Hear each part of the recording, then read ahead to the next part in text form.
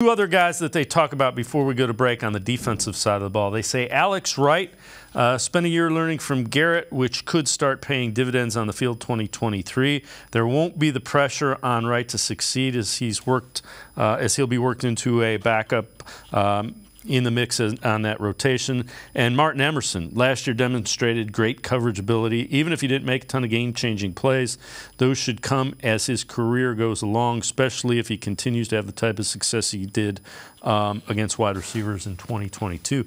The other thing about him, they didn't throw against Wright a whole lot, and that's probably the biggest compliment you give a rookie. They weren't picking on him, so to speak.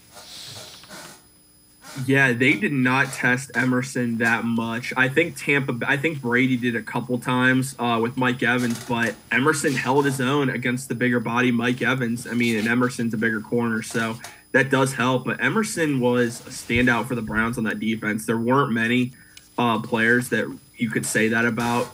The defense as a whole, outside of Myles Garrett, had a really, really tough year. But Martin Emerson Jr. was a bright spot that came out of nowhere for a lot of Browns fans, especially when we drafted him in the 3rd round.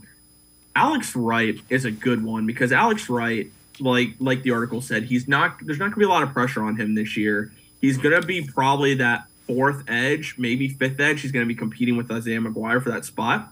6'5", 267 pounds. At that, he can slide inside. He can play outside. Maybe they look to use Alex Wright a little bit more inside.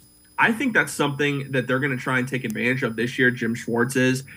And again, he's only going to be 23 years old. So there's no reason for him to be pressured into playing a high majority of snaps. You hope that everyone at defensive end can stay healthy, and I think they will. But Alex Wright's a guy that's going to have the opportunity to learn from Myles Garrett.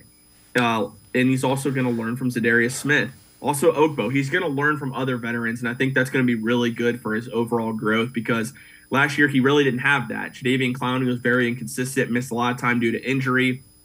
Outside of that, he had to play a lot of snaps with Myles Garrett because Chase Winovich missed a lot of time too, and you're relying on Chase Winovich to kind of be your 3rd or 4th end in that situation. So this is going to be really beneficial for Alex Wright, and I think he is going to be, by the time we get to 2024, he might be your 3rd defensive end or even possibly your starter if he continues to improve.